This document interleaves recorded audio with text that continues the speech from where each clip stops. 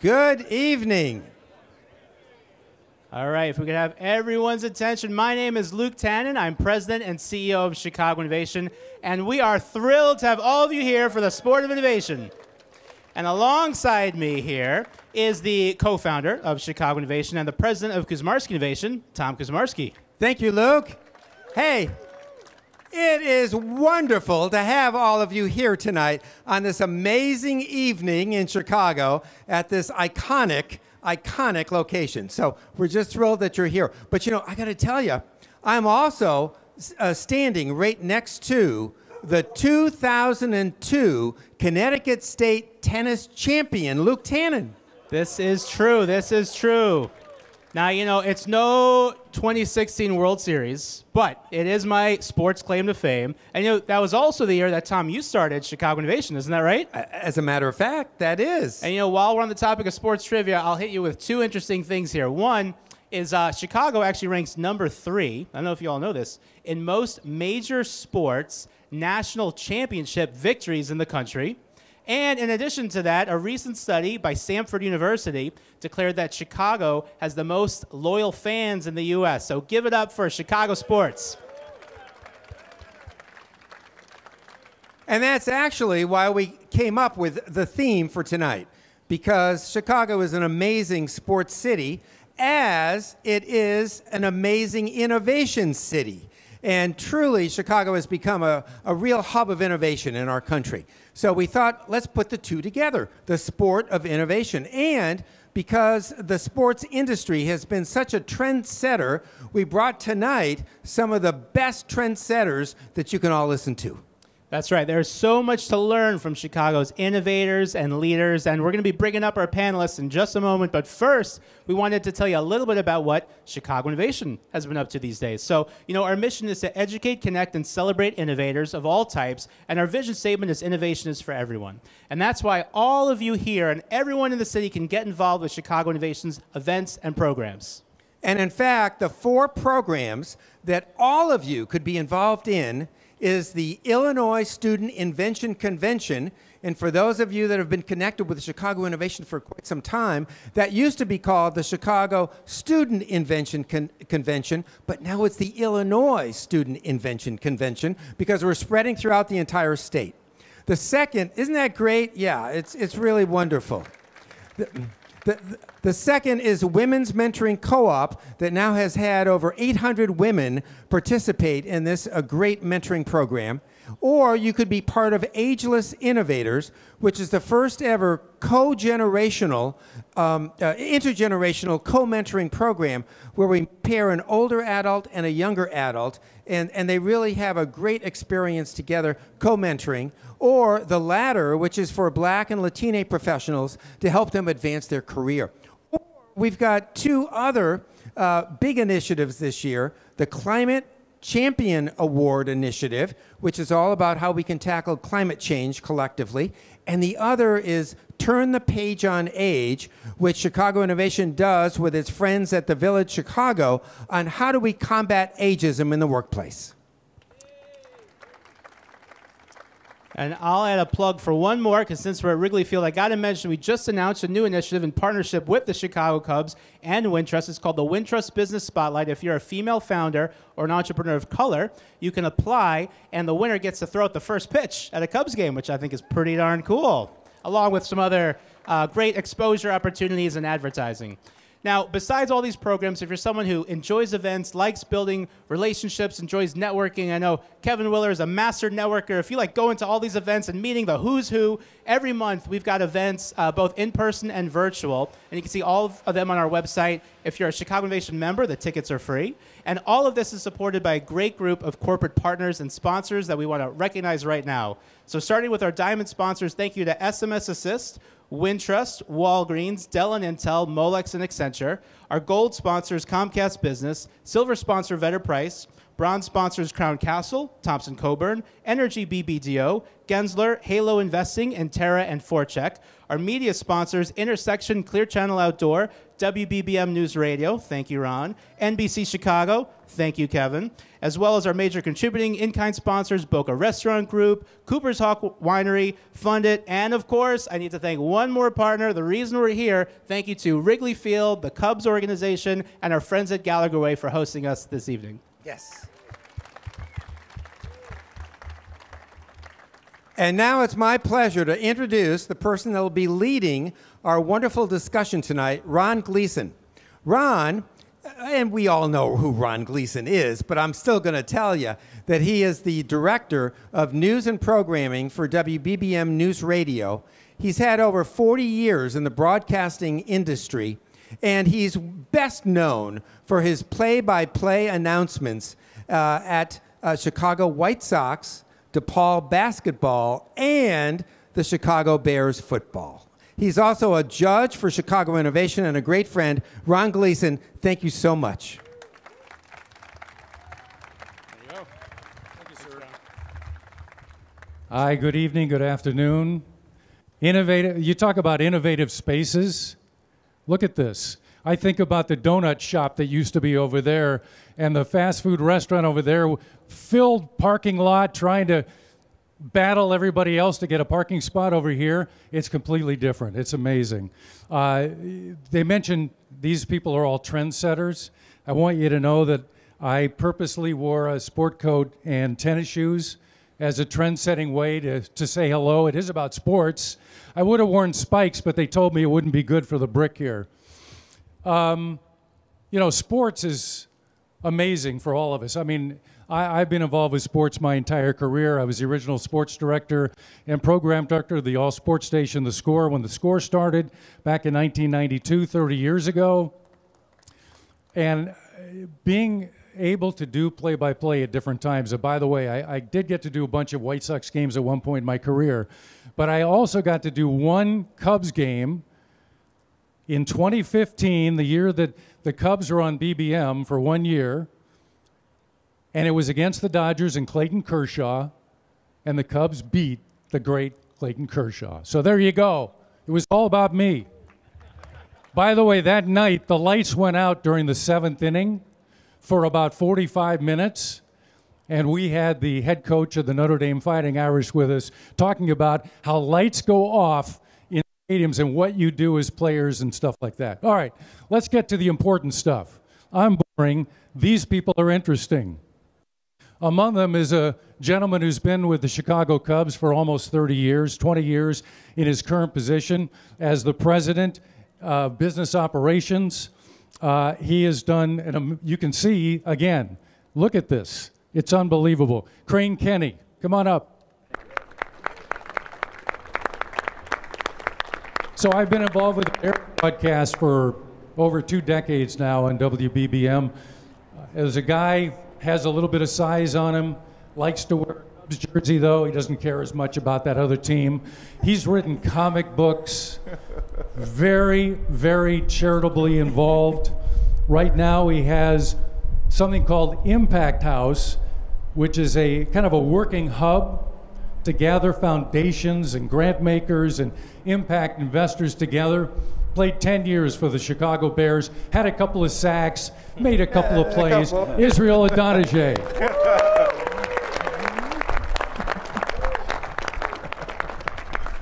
So soccer has been in Chicago a long time. There have been different versions of the team. I remember the original Chicago Sting that was here, but Chicago Fire FC now is the team that's here, of course playing on the south side. Ishwara Glassman Krein is the president of Chicago Fire FC and the recipient of the Sports Business Journal's 40 Under 40 Award. Welcome up.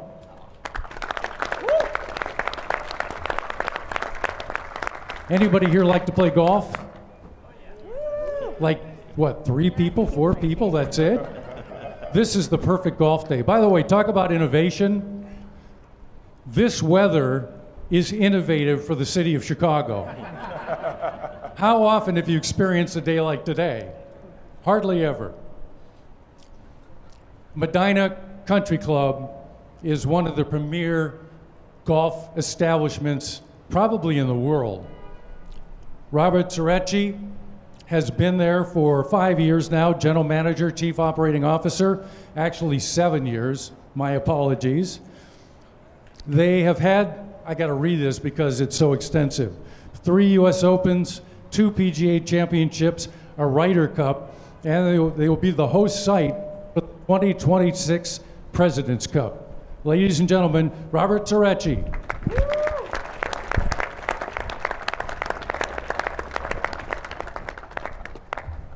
I think I did things out of order, but that's okay because I saved some of the best for last. I love broadcasting. I love to talk. Never wanted to be on TV, but somebody who loves being behind the scenes on television and running the show is with us today. Kevin Cross is the president and the general manager of NBC Sports Chicago, NBC5 Chicago, Telemundo Chicago. I believe he owns the world, I'm not sure. Kevin Cross.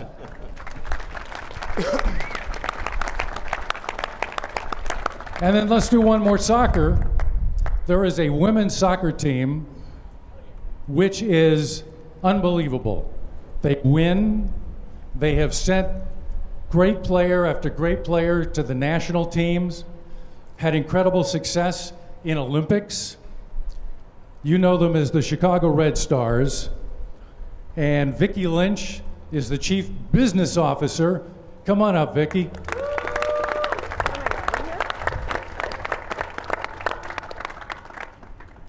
Now I get to sit down. Hallelujah.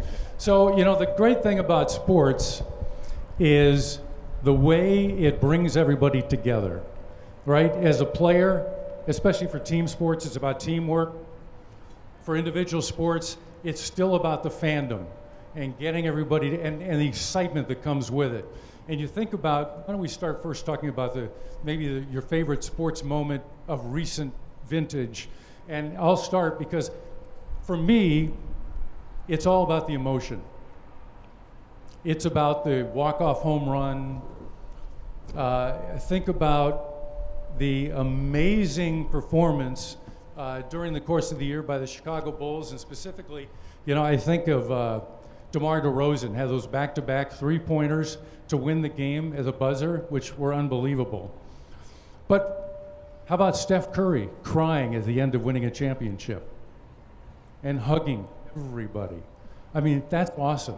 And then you get Colorado winning the NHL championship last night. All exciting stuff. Let's start with you. Well, it's got to be the Red Stars. I've only been with the Red Stars about 15 months. So my first season last year, we went on an amazing run to the playoffs that nobody envisioned that we would be beating the favorites and the top of the table teams, but we did, and we got to the championship.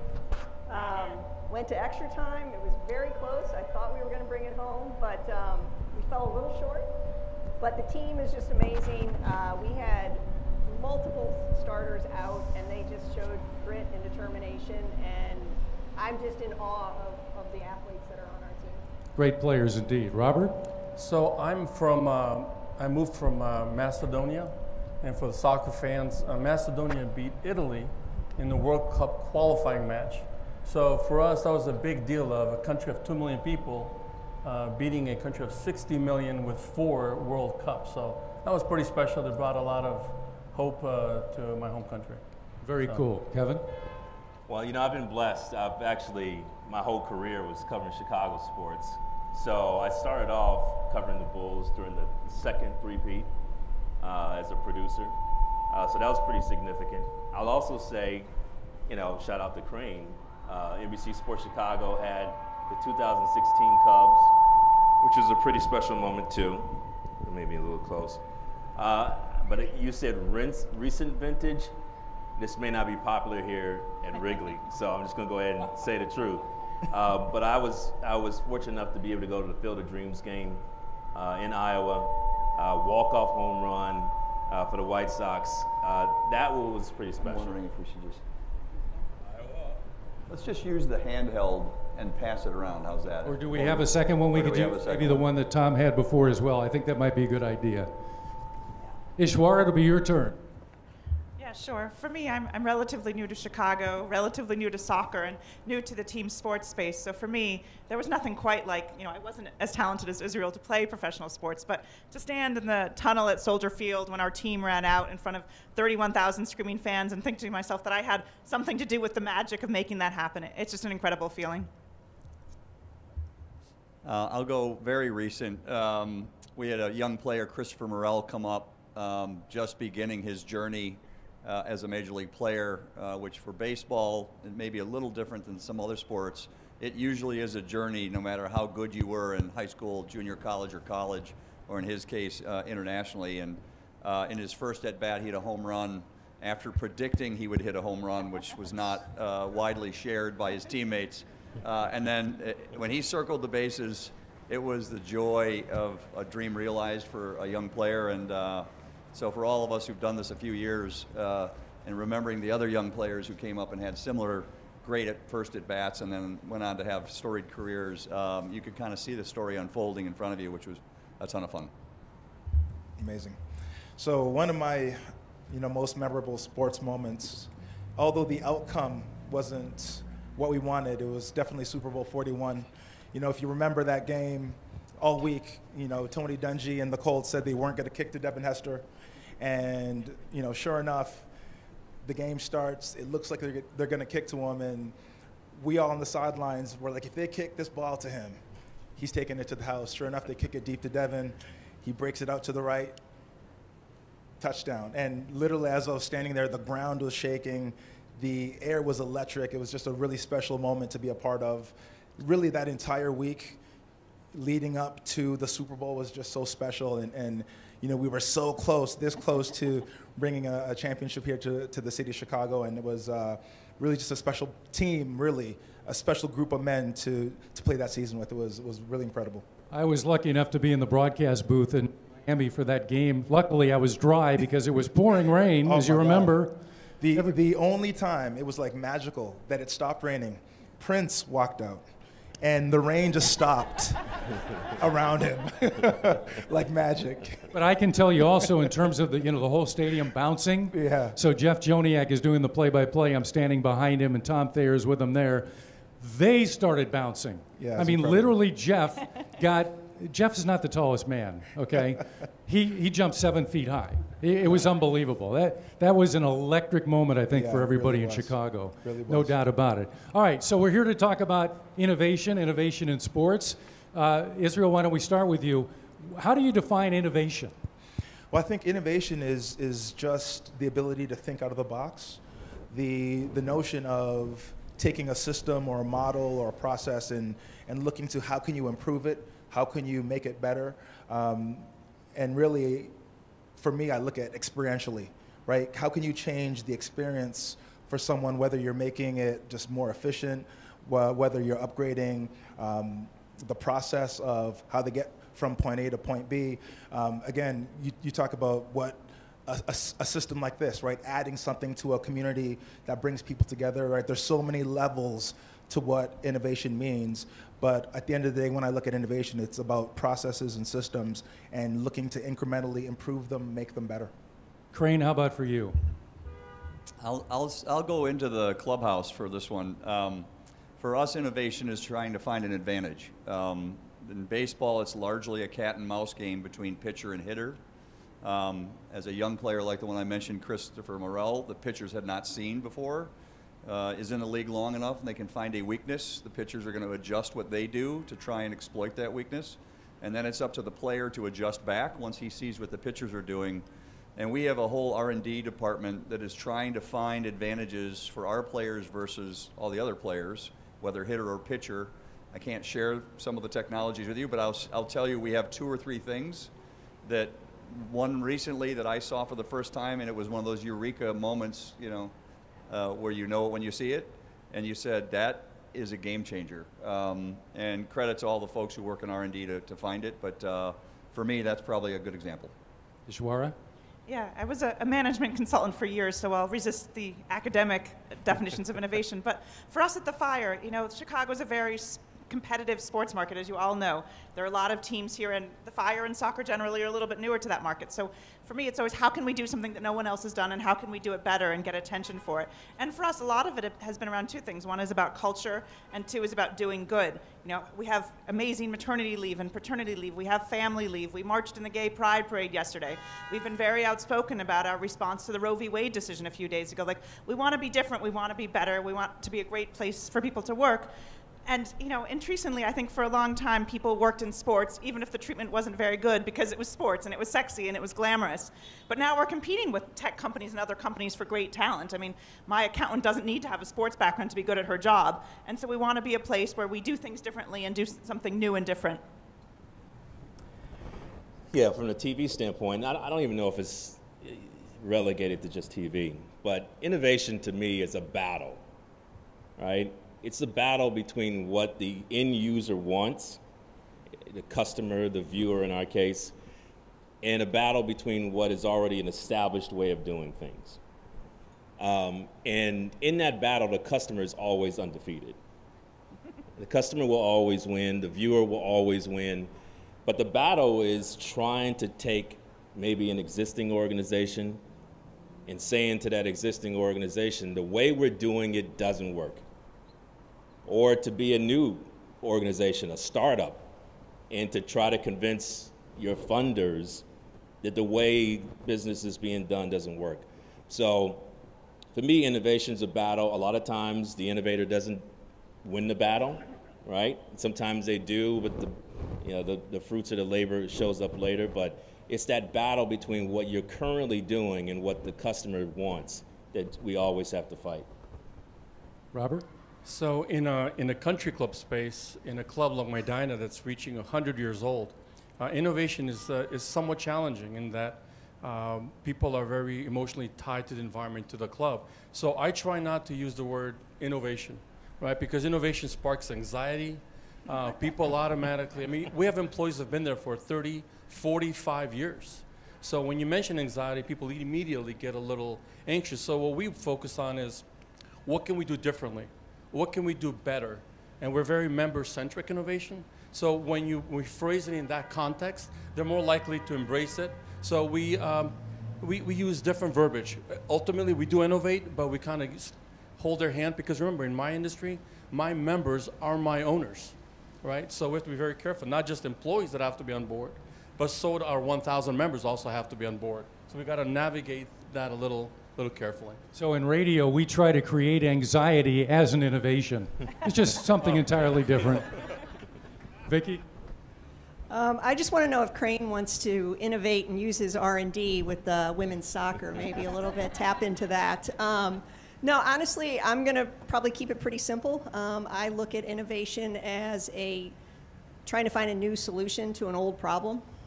I think that we could probably all sit here and identify the half-dozen problems that we all have every day, and it's just trying to find a new way about approaching that and trying to find the solution. Well, I don't think anybody's had any problems over the last couple of years, right? It's been a pretty easy time for everybody. Crisis-driven innovation. So I know what we went through in radio. I can tell you the Bears broadcast for 1 year was done out of a studio with a very large TV that showed the whole field, another TV that got a real-time feed as opposed to the cable feed, which is usually delayed, 10, 12 seconds, so that we could see everything in real time. And our play-by and color man and our statistician and our engineer were in there while we're getting a raw feed of the audio sound coming from whatever venue the game was being played at. So that's what we had to do, in addition to all other things related to news. Kevin, I want to start with you in the middle. What about, the last few years, what you've had to go through, and more importantly, what have you learned from it, and what do you use from that to use, going forward? Yeah, well, there's been a lot of change. Just to tell you how the world worked from a sports standpoint beforehand, we would roll a truck out to every event to televise a game. There would be cameras in the building, just like in Wrigley. They're scattered throughout the ballpark to televise the game. And we would have a crew of probably close to 40, 50 people that would come to the game to televise the game. And we'd send all those people and all that equipment on the road to do a road game. And what we found out is that a lot of the facilities that are in the truck, and the truck cost to doing a game are in the thousands of dollars, tens of thousands of dollars. We could do a lot of the same stuff with our facilities here in Chicago. And we didn't have to travel people, and we could work it out so that people at home could experience the same game without the same amount of technology traveling across the country. I don't know if we'll ever go back to the old way of doing things. We've learned that the viewer at home can benefit from some of that. But we've also learned that there is value in the announcers being at the ballpark. And so during COVID, they were not. But we think that that's something that is maybe a bridge too far to not have the announcers travel. But everyone else can not. And we've learned that that is a very efficient way to broadcast a game because the cost of doing games has not decreased. So we have to find ways to make that more beneficial to everyone. We think, by the way, about the Cubs and Pat Hughes. They were doing the game from the broadcast booth for road games. They were here, again, looking at TV monitors and trying to stay up with things. It's really difficult to do a game that way.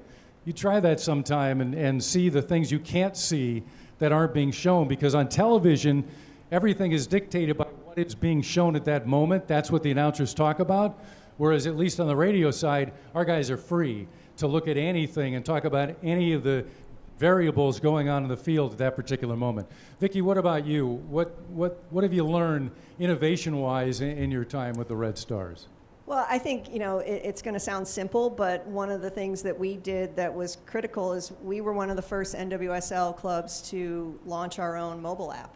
And I know that for some sports teams that sounds like 5 years ago, 10 years ago, but that was important for us, and we were out ahead of our other cohorts in the NWSL, but it allowed us to communicate with our fans in a way that we had not previously been able to communicate, and especially on game days when COVID restrictions were changing, by the hour, we were able to communicate better with our fans. Robert, I can't imagine the golf world was in any way impacted, right, by the pandemic? Everybody chose to play golf. So, yes, I mean, I think the pandemic was really a teachable moment for private clubs and golf clubs. In that, remember, clubs are notoriously rigid and always risk-averse, just in general, very risk-averse. In the private club industry, having a fitness center is disruptible technology. I mean, that's how far behind we are. So for us, it forced us and allowed the members to be open to ideas they would have never considered in the past. So one of the things we did, we invested substantially into a Jumbotron, a massive Jumbotron, that we knew that everything was going to happen outside. So all of our dining, members spent time eating, drinking outside and watching games. We started a retail program for members to buy food, to buy meats, produce, proteins, beers, wines, like a retail section so they can get it at the club and then cook it at home. So it just made us really think outside the box, and it gave us this permission to do things with the membership that would have never thought would be possible just 2 years ago. Ishwara, how about the Fire? I mean, I think we all learned that, games without fans aren't that much fun. I mean, we all play sports and watch sports, and the athletes very much miss the energy of the fans. But what we learned is that we wanted to bring content that fans want to them where they want. So we learned a couple of things. One, there's always going to be content of highlights and what happened on the field, but increasingly, as you all probably know, what fans really want is to know what players are doing when they're not playing soccer or football or baseball. So we did a lot of work behind the scenes. What are players eating? Content with their moms, their babies, their dogs, like just the content. People want to get to know players as a human, and that's something that we really enjoy leaning into as well. And then two, people want content to be easy to access wherever they are. We've learned that MLS fans in particular, more than any other league, stream already. So all of our content next year is going to go onto Apple. It was interesting, one of our players who's German was really excited, for example, by the Apple deal because his parents will actually be able to watch his games now. It's these simple things. it's really hard to find content internationally, for example, or it used to be in many sports that there was an out-of-market package. Sort of the world is changing. People want the content they want wherever they are, and they want content that's really more personal about the humans behind the jerseys. Crane? Yeah, we were the first building to open after the pandemic, so we worked with the city and actually had support there, but had to reimagine kind of how you bring as many people as we could into the building safely. So you walk through these Evolve magnetometers, so the choke points at Wrigley are largely around the gates. So how do we get as many, up to 3 million people into the building in a year? Before the pandemic, especially women would have to hand over their purse and have to open their purse, and people would be standing next to each other. And with our partners at Evolve, we now walk straight through, as you did this morning or this afternoon, without stopping. We went cashless. Another choke point is at the concession stands when we're making change for you or you're looking for the right bill. And that was an adjustment our fans had to embrace. The way we did our tickets, we got rid of paper tickets. We went to digital. We redistricted the ballpark into different zones for restrooms and entry and exit. So we kind of had to reimagine, in our case, a 114-year playbook in 1 year. So how do we do this differently to try and keep you all safe and let you come in and see the games? And a lot of that technology is still with us. So we've stayed cashless. We've stayed digital with tickets. We've stayed with Evolve. We got rid of the districts. We got rid of all the other ways we carved the ballpark up. But kind of what they say, necessity is the mother of invention. We came up with a lot of new technology that we continue to employ. And Israel, from a business and charitable standpoint, how were you impacted, and what have you learned that you're going to use going forward? Yeah, well, for us, our timing was horrible. We opened a 40,000 square foot philanthropy center March 2020, and all our members, we have about 200 members, dropped their boxes and literally went home, and we immediately went to virtual, right? And I'm not a virtual guy. I like the team. I like everybody around me. I like the energy of like my team with me as we build and innovate and work together and just work on whatever projects we're working on. And what we learned is we had a lot of success being virtual. Although I do think team is still important and proximity is important. This virtual component, or even the split days, right? 2 to 3 people are in the office now 2-3 days a week. And I think some of those concepts that we held really close, everybody in the office, 5 days a week, those things have changed, and I think we've all, adapted. And as mentioned, the ability to pivot and make those changes. We opened our space primarily open concept, which, in the pandemic, everyone wanted 6 feet apart, and they wanted their cubicles back and high walls. So we really found ourselves being flexible, in the midst of that, that chaos. How can we pivot? How can we chaos? And just really being able to be nimble in the face of what was happening around us was really important. I think what I learned is I really like the one-day work week. Just seemed like a good idea to me. In sports, there's so much marketing that goes on. There's so much technology change. Year after year, we see so many different things. And people talk about the purity of the game, right? We think about how, baseball, we go to the pandemic, and in the extra innings, they put a runner at second base. The designated hitter didn't exist 30 years ago or 40 years ago. Gosh, how long has the American League had that now? But it was innovative at the time, and now it's suddenly innovative for the National League. So how do you kind of weigh those different areas, so to speak, innovate, advance, at the same time while maintaining, at least from a fan image perspective, the integrity of the game? Crane, why don't we start with you? Yeah, so that's a challenge we face here, and we're really fortunate to play in a historic venue that's been around, only second to Fenway Park. They were built in 1912. We were built in 1914. A team that goes back to 1876 that in many ways is so a newcomer. Yeah, but so connected to so many families. And our goal and one of our values is we're stewards of this franchise just for a short while. and how do you leave it better than you found it? So when we went to renovating Wrigley Field, the historic venue that so many people, their grandfather brought them, my father brought me, I want to come here with my children, I don't want it to change. You know, how do you bring innovation? How do you bring modern technology, modern amenities into a building that has served everyone so well for so many years? So we're super careful. You know, before we started the project here, we took 2 years. A group of us went and visited other iconic venues that had been renovated. So Lambeau Field, we went down to Augusta National Golf Course because they had to make some changes due to technology where golf balls were flying further, and which holes would they change, which ones wouldn't they change.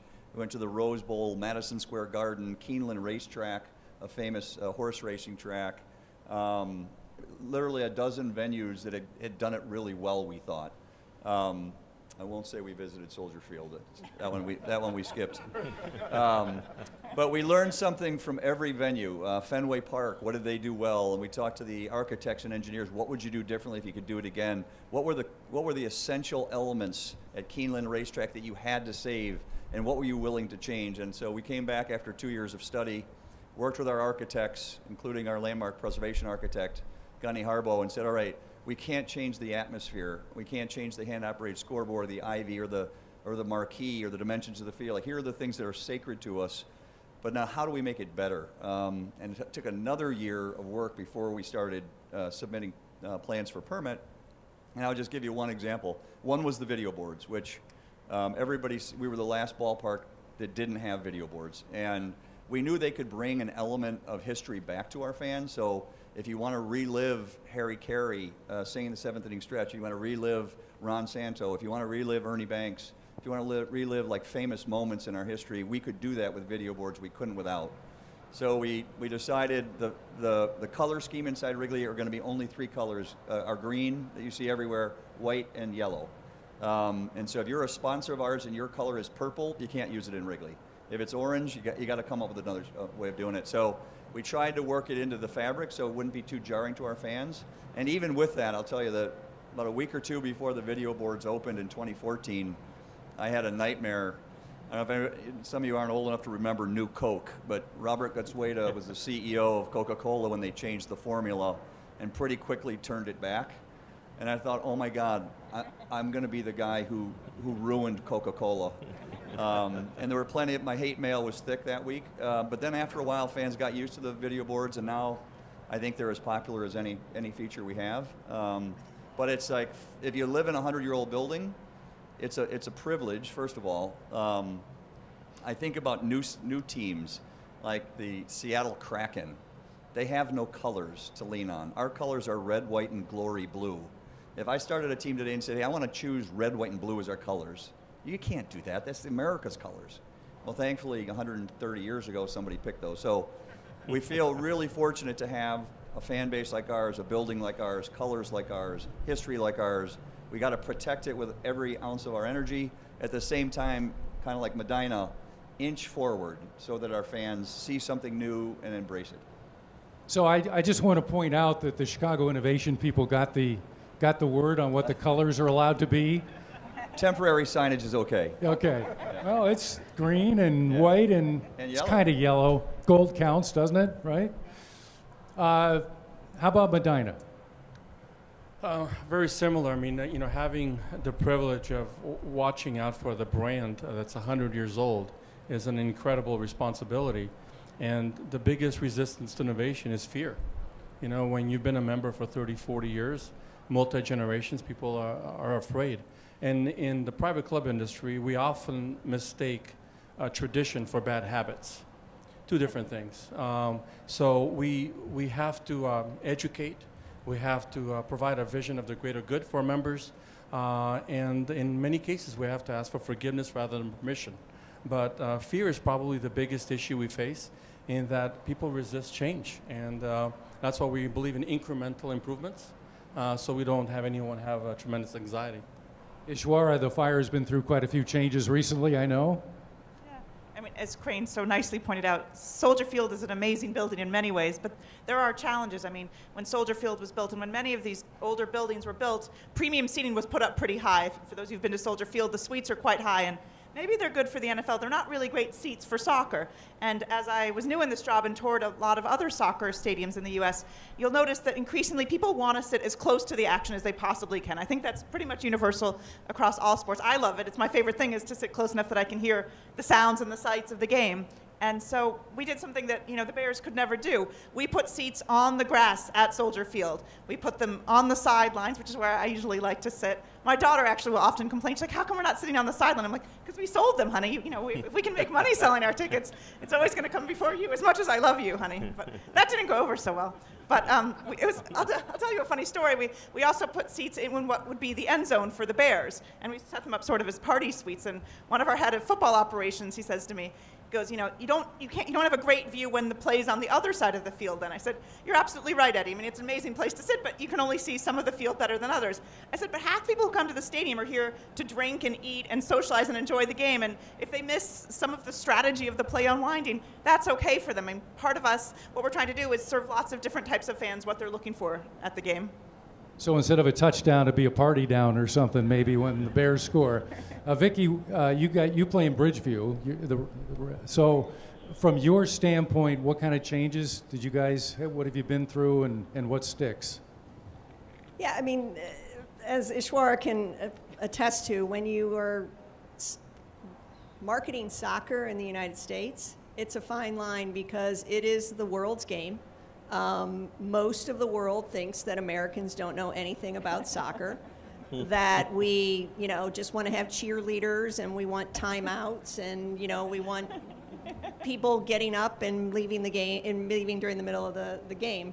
So you have to be careful because you do want to bring new things and new experiences and new enjoyment to your fan base, but there is something sacred about soccer as far as being the world's game, and so you do have to be a steward of that. I am a soccer person at heart. I've played it my entire life, and so I am somebody who will never do something that won't be true to the sport. But we do try. I mean, just as Ishwara talks about experiences that you try to bring to the stadium, whether it be the little kids walking out with the players in the beginning of the game, whether it be post-game bringing kids down to the field to meet the team and have photographs taken. I mean, you try to do all of those elements, but at the end of the day, I am a soccer person who will always stay true to the sport. So someone up here mentioned about empty stadium, right, during the pandemic and not being able to allow fans in. I think about from a broadcast standpoint, how important it was to have crowd noise. It was piped in. Even the players would comment on they heard some. It wasn't as loud as they were used to. But it's part of the excitement, right? The emotion of the game. And to be in silence is difficult. So clearly it's going to be important to have fans all the time, and you always want to have as many fans as you can. But for innovative reasons, there need to be other sources of revenue, right? There need to be other ways to generate. And how important will it be to have the fan base, number one, show up? Or what will be the next step? What will be the next thing that we see to try to make sure that these teams can be successful? Maybe there's a year when you don't get as many fans or something.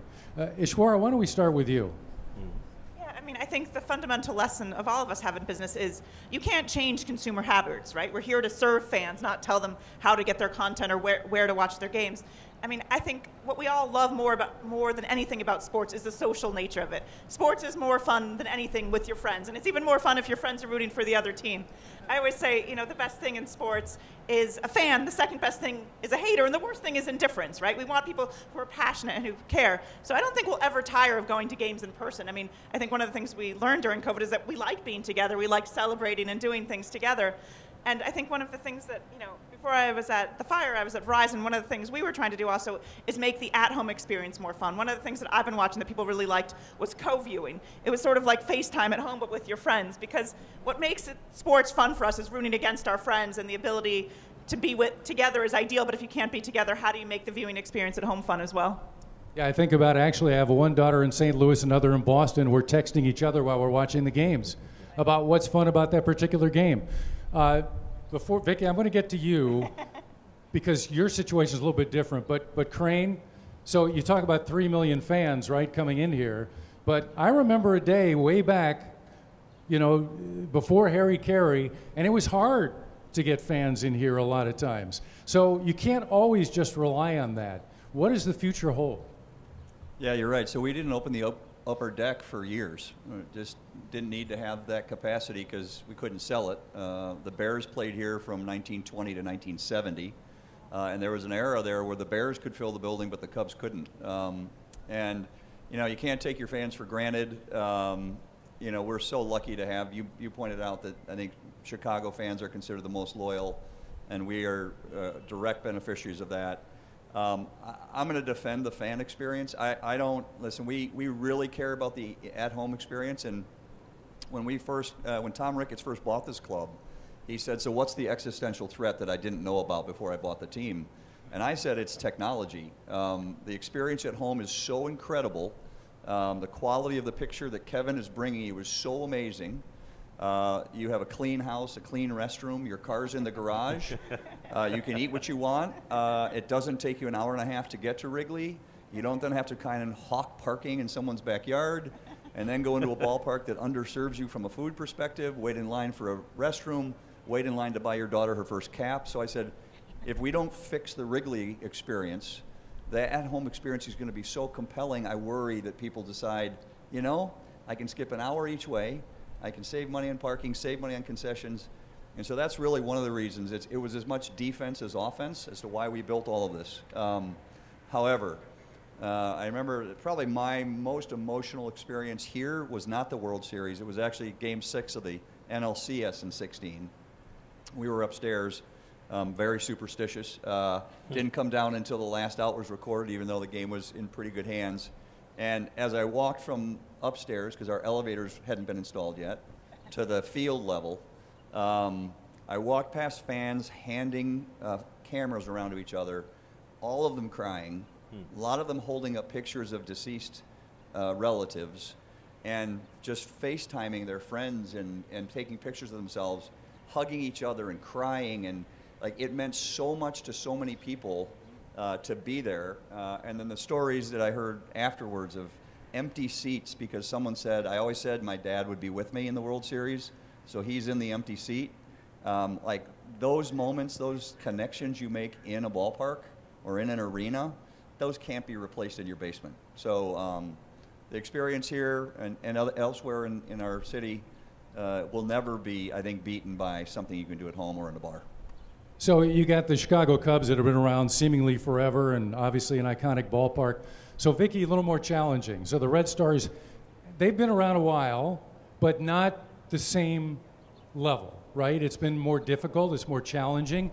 How do you get those fans in the stadium, SeatGeek Stadium, and how do you progress to find other ways to generate revenue at the level of the Red Stars?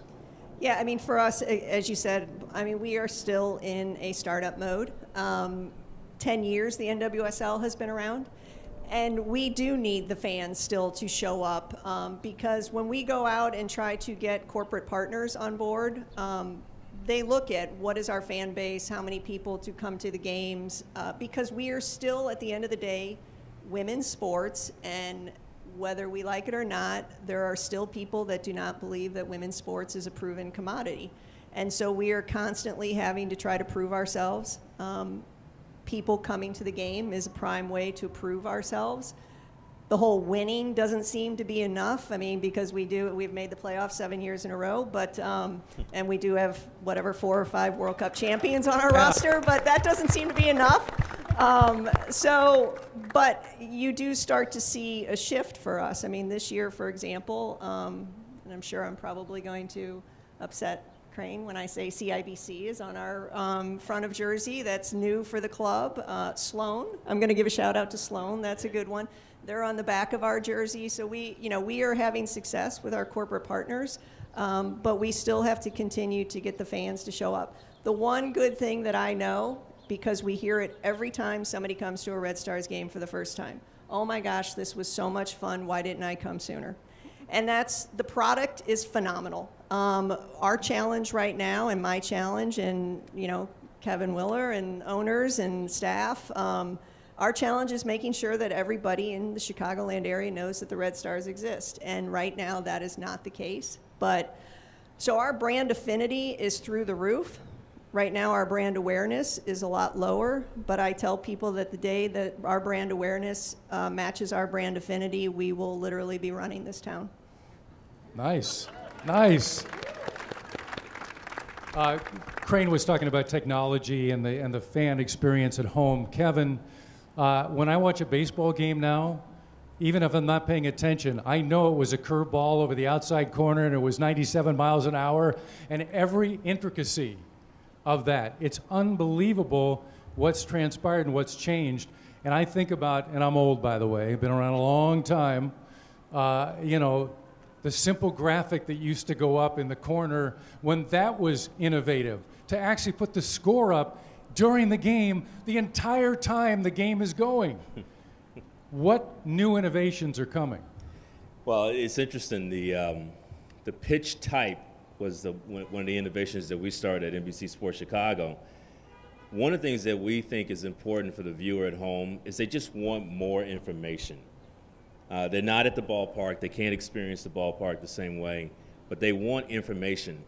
And we also know that a lot of our viewers can't hear the game, right? A good 30 to 40% of our viewers are in a location where they can't hear the game because they're at a bar or they're at their friend's home and they can't hear the game. So you need to put as much information on the screen as possible.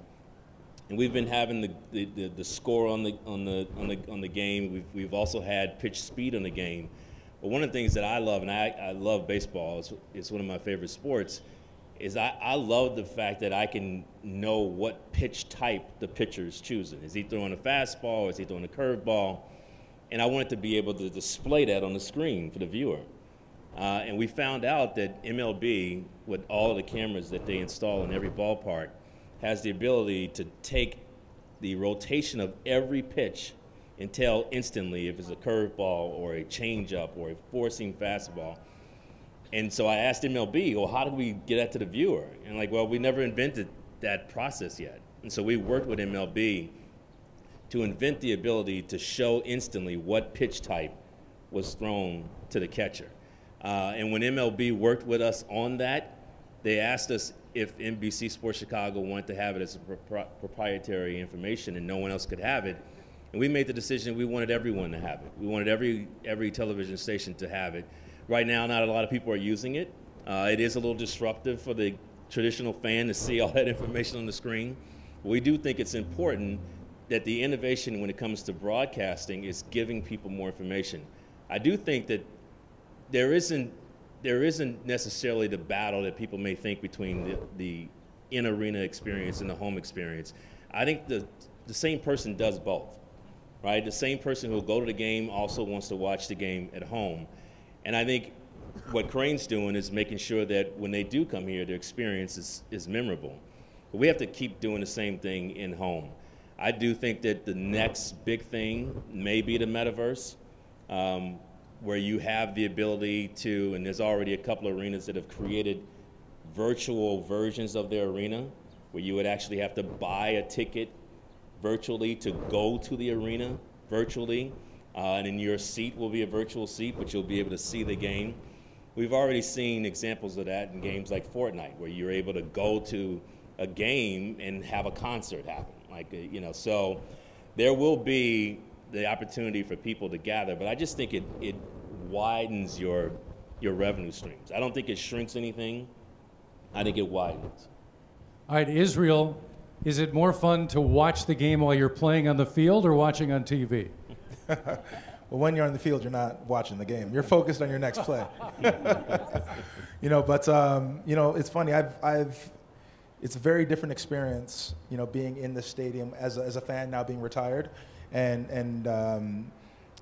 then watching it at home. And as mentioned, you know, at home you get to relax on your couch. You can rewind it, replay it, slow it down, and they just do a really good job of breaking down the game for fans. You know, you watch a game with you know, anyone in my family, a lot of questions, right? Now at home you get to have the commentary and just really a great expert analysis of those games.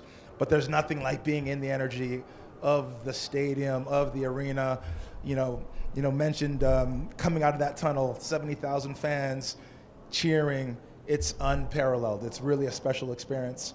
And it only keeps getting better, right? It just keeps getting better as these clubs really focus on fan experience and how they're building it out for every fan that's coming in. The differentiation with what each fan will want in that experience, it just gets better with each passing year. I was just at SoFi Stadium, for the Super Bowl. I mean, unparalleled, incredible.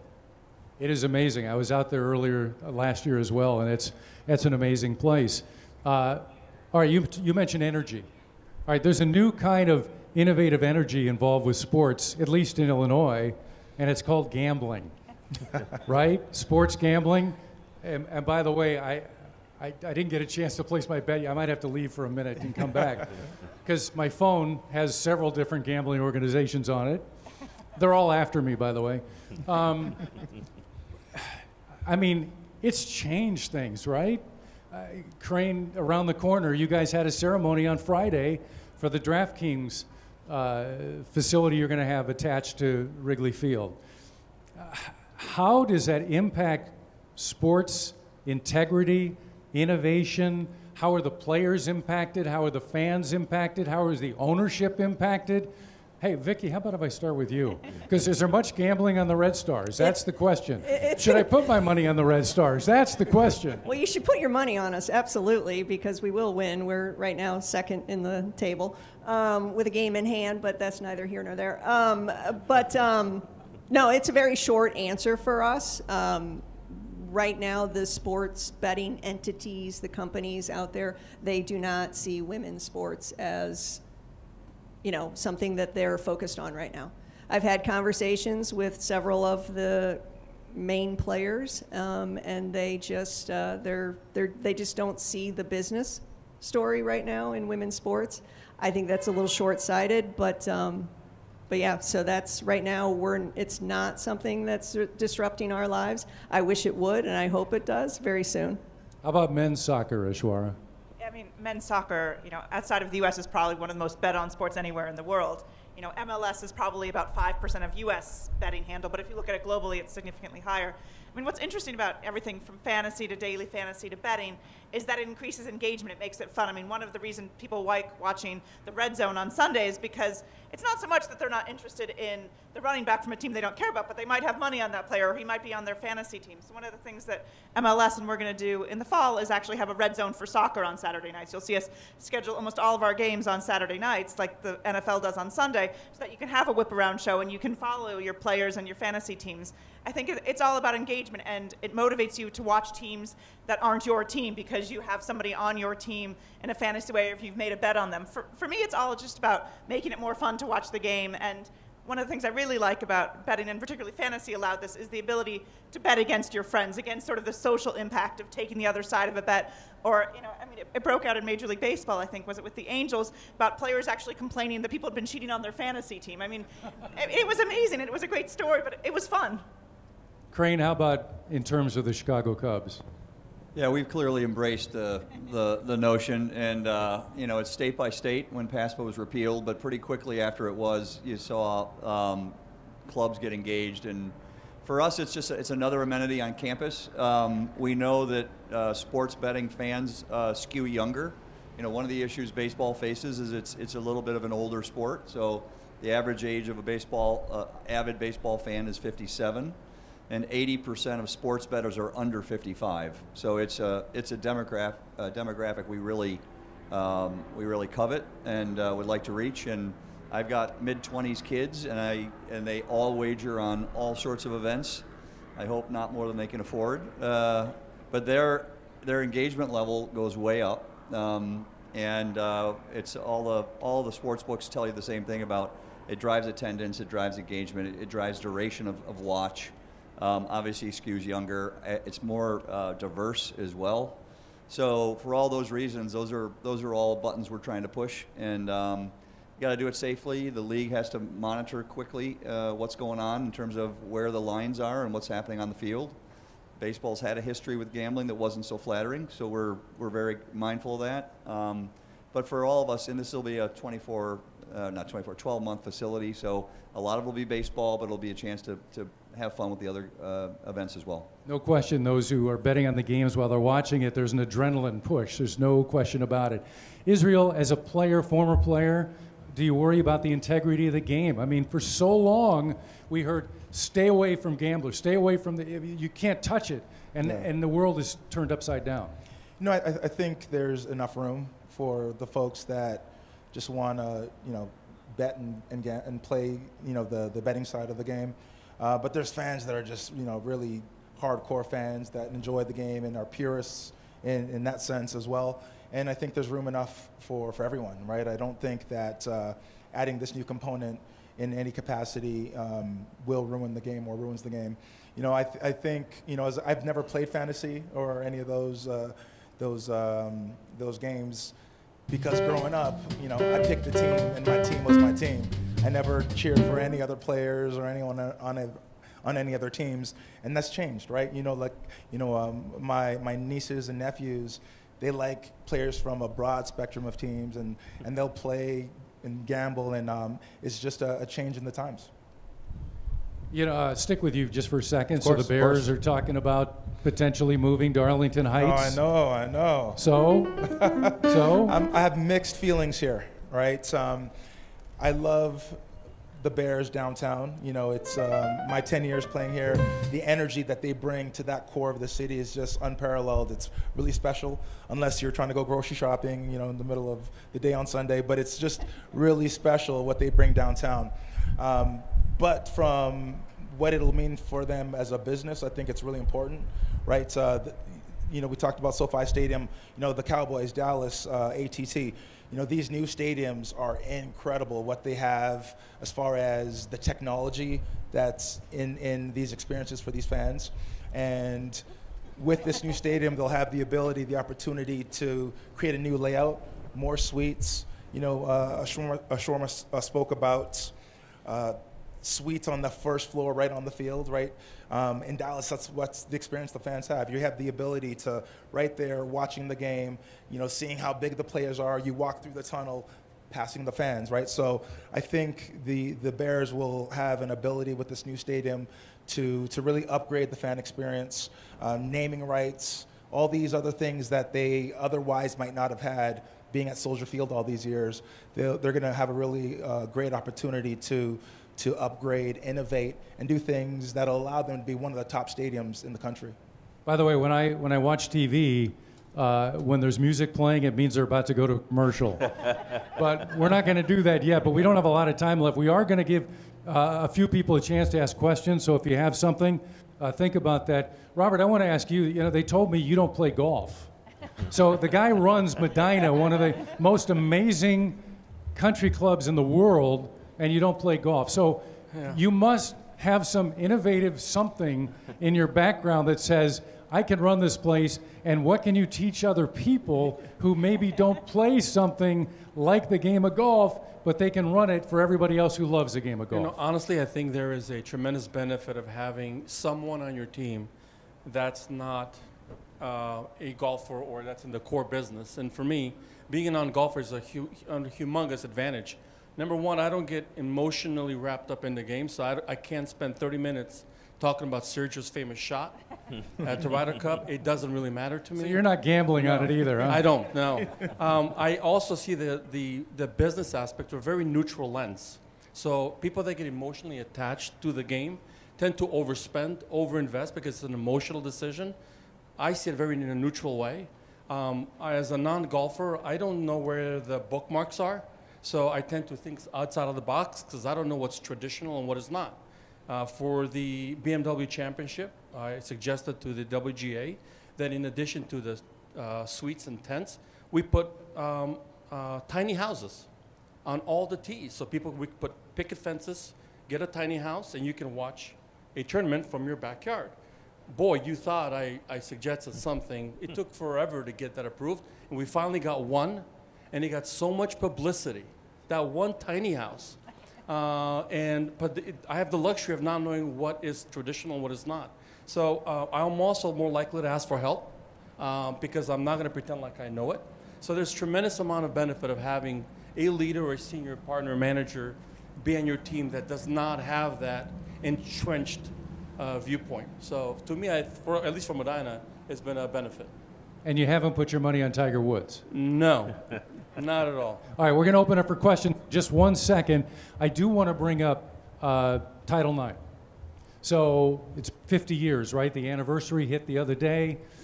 And I remember it. I was in high school. That's how old I am. I was in high school, and I remember the change of women's basketball, where it used to look like they played like almost a half-court game. They couldn't all go across the whole court. So things have changed dramatically. And in just in the last year, the women's national team got equal pay to the men, which is unbelievable. It's mind-boggling. It's mind-boggling when you realize the success that the women's team had versus the men. And frankly, the ratings watching Olympic soccer were a heck of a lot better for the women than they were for the men. There's no question. What's next?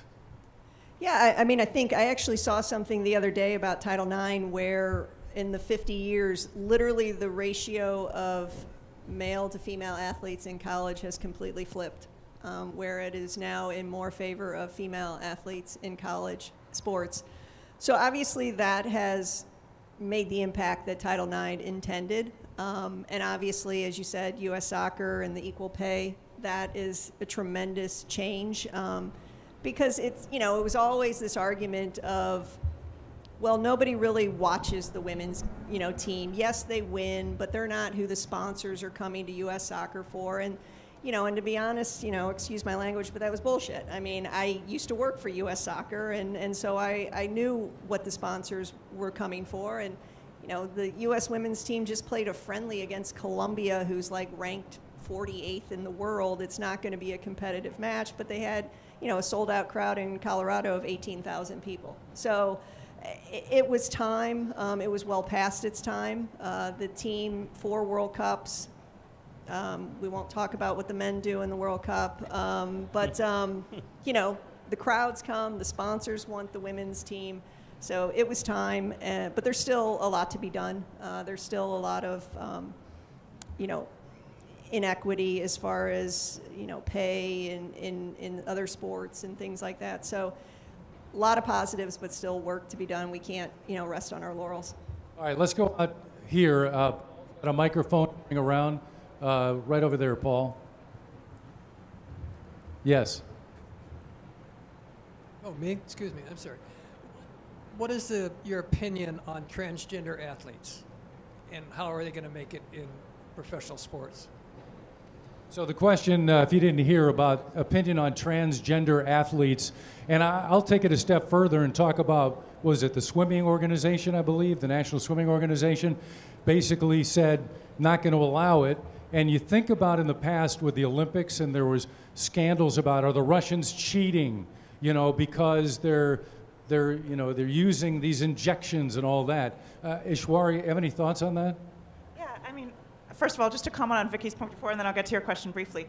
If you love women's sports, which I do, put your money where your mouth is. Go buy tickets for the Red Stars in the Sky. Wear their merchandise. Enroll your daughters in summer camp. My son's in tennis camp all week, and he's been losing to girls all week. That's great for him. He's learning something by that. But to your question, I mean, we all benefit from a more inclusive society where we make life good for everyone here. It's in all of our jobs to treat people well and do the right thing by people and make it so that transgender kids and adults can participate and benefit from sports. There's virtually no evidence that it's ruining competition for anyone. So we all really, in sports, we all have a platform here, and we should try to use our platform for good when we can. Israel, as a former pro athlete, thoughts? No, I think, just the notion of exactly that. It's important that we create safe spaces for everyone to compete, to perform, to share their gifts and their passions, right? Being an athlete's hard, right? The training, the preparation, the mental toughness and fortitude. And, I think it's important that we provide a place for everyone after all that work and grind to get out and compete. I think it's really important. Great. Another question out here. Paul, or I don't know if anybody else has a microphone to hand around here, but number 89. Anybody have number 89? good evening. I'd like to thank all of you as a lifelong Chicago sports fan, multi-generations, attending games at Wrigley Field. Thank you specifically to Crane for making my childhood dreams come true. With that being said, we can all attest that having fans back at the Wrigley Field bleachers is incredible. One of the traditions, or to quote Robert, bad habits that my team is focused on solving is the cup snake, specifically sustainability. We're working to create circular systems to eliminate waste in ballparks, stadiums, everywhere. How do you think about sustainability, and what does it mean to your organization? Yeah, thanks. That's a great question. And the cup snakes, if I, thought about where I spend my time, I never really thought addressing cup snakes would be as important as it is. And for those who don't know what we're talking about, it's the stacking of used beer cups and forming long chains, and I'll just give you the two sides of it. On the one side, the bleachers have always been a bastion of fun. It's where people go to have as much fun as they can legally. So for that, in that regard, we're all for the cup snakes. The flip side of it is the number of fan complaints. Listen, I'm there to watch the game, and I have beer spilled on me as people are throwing not always empty cups to the snake charmers, as we call them. And why do I have to get beer spilled on me? And why do I have to have a snake in my face? And why did my daughter get knocked over? And so one of the thoughts I raised that hasn't been adopted yet is we create snake pits. So maybe right field bleachers is a snake pit, and you can snake your ass off. And left field is snake free, and you can hang out in left field and not deal with snakes. But we haven't quite got there yet. So then sustainable is really important to us. We're certified as one of the most green buildings in baseball, which is hard for an old building. Old buildings really struggle with some of the green standards. It's a really important thing for the family, for the Ricketts family, that we get there. So our LEED certification as part of our renovation project was really important. We've gone against the flow in not having grab and go or crack and go containers. We actually pour it in cups. We're looking at that going forward. Tap beer is actually the best way to go from a sustainable perspective. And so we love to vend from our concession stands versus vend in the seats. And vending is really also a cherished tradition at Wrigley. And we love our vendors, and they are an important part of the experience you don't get at home. On the other hand, vending product is also not as efficient in many ways. So it's a balance, just like everything we do here. We have our eye on it. One of the great things for us playing at Wrigley and playing in the open air is we have a really small carbon footprint as a result, not playing indoors.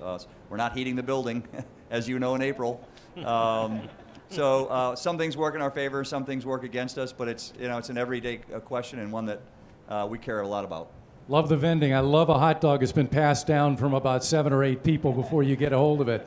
All right, we got time for one more question. Who has the absolute best question remaining in here? All right, this gentleman over here, Paul. A lot of pressure. How you doing? My name is Marcus Lucy.